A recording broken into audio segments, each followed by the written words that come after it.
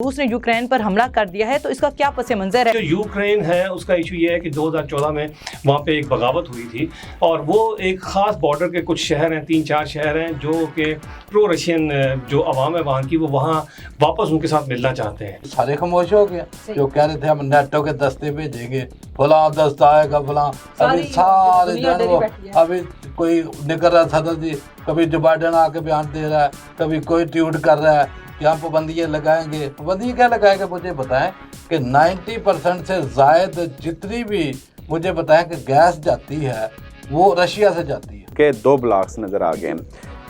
वज़ीर आज़म साहब तो कह रहे हैं हम किसी ब्लॉक का हिस्सा नहीं बने, पर बज़ाहिर वो हिस्सा बन चुके हैं इस वक्त, क्योंकि एक ब्लॉक तो वो है जिसमें रूस है, चाइना है और पाकिस्तान है। दूसरा ब्लॉक वो है जिसमें यूरोपियन कंट्रीज़ हैं, अमेरिका है और दूसरे उसके इत्तेहादी हैं। ये 2 ब्लॉक्स ऑलरेडी बन चुके हैं और पहली आलमी जंग हो, दूसरी आलमी जंग हो, तारीख गवाह है कि उस वक्त भी इसी तरह के इसी से मुमासलत करते हुए हालात थे और आलमी जंग हो चुकी थी। कि इस हुकूमत को इमरान खान की सिक्योरिटी का बहुत ज़्यादा ख्याल रखना है। ये तरीका है कि आपने देखा लियाकत अली खान का कैसे मर्डर हुआ, उसके भी ताने बाने कहाँ जाते हैं।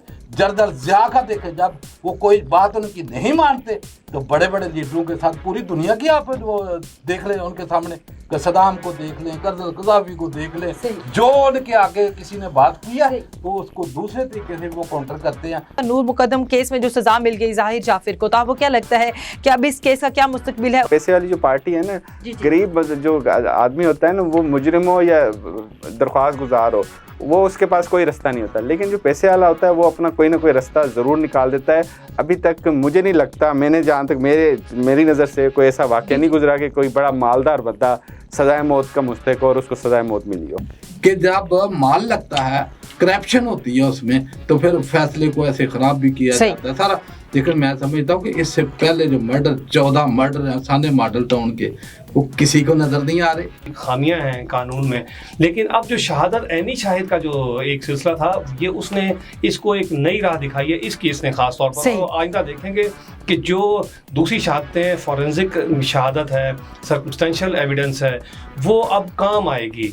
ये व्हाट्सएप की, फेसबुक की, ये हर चीज़ें, सोशल मीडिया की एविडेंसेस काम आएंगी।